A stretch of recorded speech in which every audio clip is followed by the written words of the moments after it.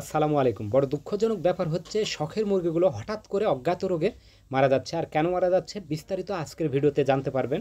তাই ভিডিওটি অত্যন্ত গুরুত্বপূর্ণ, না টেনে সম্পূর্ণ দেখার চেষ্টা করুন।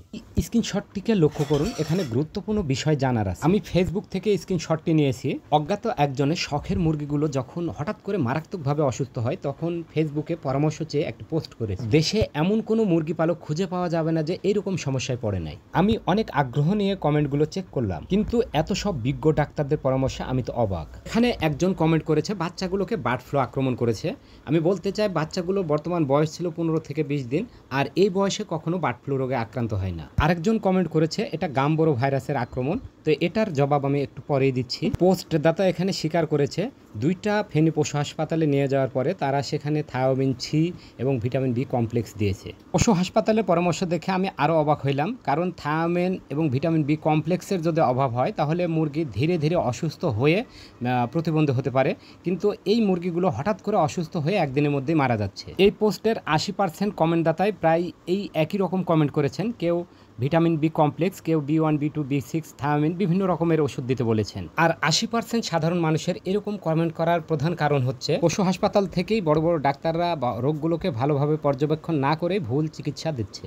এতে করে শুরুতেই অধিকাংশ খামারে বড় ক্ষতির মুখে পড়ছে। আমি মাঝে একটা কমেন্ট দেখিয়েছি এটা গাম্বোরো ভাইরাসের আক্রমণ ছিল। আমি এই কমেন্টকে সাপোর্ট করি, তার অনেকগুলো কারণ আছে। একটি অনুকূল পরিবেশে নতুন জায়গায় একদিন বয়সী মুরগিগুলো যদি রাখা হয় আর যদি ঠিকভাবে ব্রুডিং করা হয় তাহলে কোনো রকম ওষুধ ছাড়াই 1 মাস বয়সের আগে কোনো বাচ্চারই কোনো রোগ হওয়ার সম্ভাবনা থাকবে না।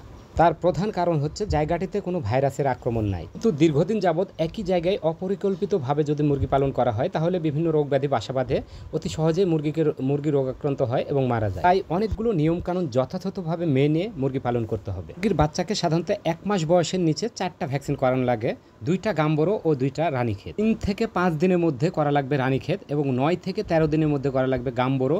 আবারও 21 থেকে 25 দিনের মধ্যে রানীক্ষেত করা লাগবে, আবারও 27 থেকে 28 দিনের মধ্যে গাম্বোরো ভ্যাকসিন করা লাগবে। এখন বিষয় হচ্ছে কোন কোন বয়সে এই কমন ভাইরাসজনিত রোগগুলো হতে পারে। শর্টটি যে তুলে ধরেছি এটা একটি কমন ভাইরাসজনিত রোগ, এটা গাম্বোরো রোগ। আর এই রোগটি হয় সাধারণত 15 থেকে 20 দিনের মধ্যেই। মুরগির বাচ্চা 9 দিন থেকে 13তম দিনের মধ্যে যদি এই গাম্বোরো রোগের ভ্যাকসিনটা করা হতো তাহলে এই রকম রোগের হাত থেকে অনেকটা বাঁচা যেত। রোগটা সাধারণত 15 দিন বয়সের পরেই দেখা যায়। রোগে আক্রান্ত হলে মুরগির বাচ্চা খাওয়া ছেড়ে দেবে, চুনের মতো পায়খানা করবে, পাখাগুলো ছেড়ে দেবে, হাঁটতে পারবে না, মনে হয় যেন পায়ে বল পাচ্ছে না, নিশ্চুপ বসে থাকবে, পায়ে অতিরিক্ত জ্বর থাকবে, কাঁপুনির ভাব থাকবে, অজ্ঞান হয়ে যাবে। অবশেষে বাচ্চা 1 থেকে 1.5 দিনের মধ্যে মারা যাবে। ভাইরাসজনিত রোগে কোনো ওষুধে সাধারণত কাজ করে না, তবে সিপ্রোফ্লক্সাসিন, প্যারাসিটামল, মেট্রানিডাজল নিয়ম করে 3 থেকে 5 দিন খাওয়াইলে অনেকটা উপকার হয়।